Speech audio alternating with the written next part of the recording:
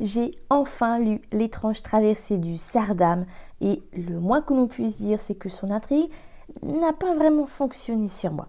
Déjà parce que j'avais trouvé les responsables. Ensuite parce que la fin me paraît tellement délirante, complètement délirante. En fait, qu'il s'agisse du stratagème mis en place pour dévoiler les coupables ou de la toute dernière scène, je suis absolument pas convaincue. Et j'attends l'avis de ma sœur sur le sujet, d'ailleurs. Petite parenthèse, donc pour dire que ma sœur qui a lu le brouillon de ce script, elle a été complètement conquise par la fin, elle a vraiment beaucoup aimé. Donc, ceci pour vous rappeler que cet avis est purement... ne regarde que moi, hein. Vous avez le droit d'avoir aimé et en aucun cas, vous ne devez vous sentir... peu importe, hein, vous ne devez pas vous sentir en décalage par rapport aux autres parce que vous avez aimé une œuvre que personne n'a aimé autour de vous, ou tout le contraire. Moi, par exemple, je connais plein de gens qui adorent Star Wars, ça n'a jamais fonctionné sur moi, ça n'a absolument pas pris sur moi. Désolée pour le bafouillage. L'art de couper les cheveux en quatre, c'est ce qui m'a sauté aux yeux tout au long du roman.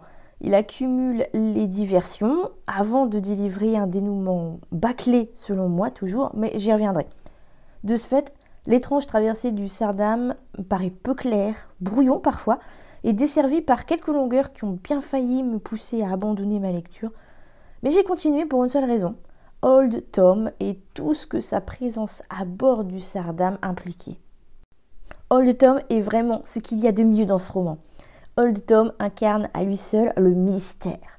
Il suscite la terreur et puise ses racines dans le passé direct de l'un des personnages. Malheureusement, il ne suffit pas à donner assez de profondeur aux personnages, même face à ce que sa présence réveille en eux.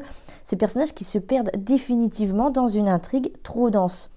Et je trouve ça hyper dommage parce que pour moi, le fantastique est un excellent vecteur d'émotion pour les personnages face à l'inconnu. Il aide à les dévoiler, à révéler leur nature profonde, d'autant plus que Old Tom semble prêt à combler les désirs les plus insensés de l'équipage. Et le portrait d'Old Tom lui-même part dans tous les sens, rendu compliqué par des événements un peu flous, brouillé par une réputation qui le précède. Il est le mal en personne, un démon que l'on a sorti de sa boîte, une entité au service d'une forme de libération primitive des personnages. Enfin, ça, c'est ce que j'aurais aimé lire. Old Tom ne met pas en valeur les personnages.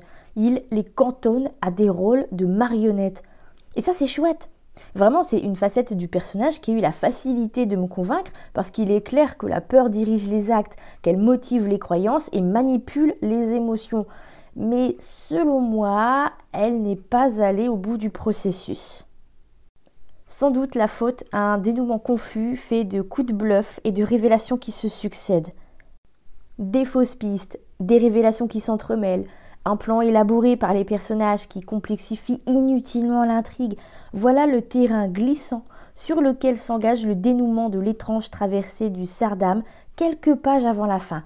Oui, quelques pages seulement. Les explications se font comme si elles ennuyaient l'auteur lui-même, parce qu'il fallait bien en passer par là. Elles sont jetées au lecteur comme un os à ronger, sauf que ça suffit pas. Ce dénouement est frustrant, bâclé, précipité.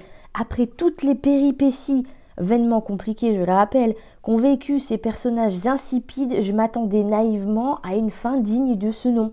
À la place, beaucoup de blabla autour d'une table et des tensions qui semblent disparaître d'un coup de baguette magique.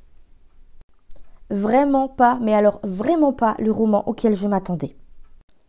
Heureusement, l'atmosphère inquiétante est impeccable.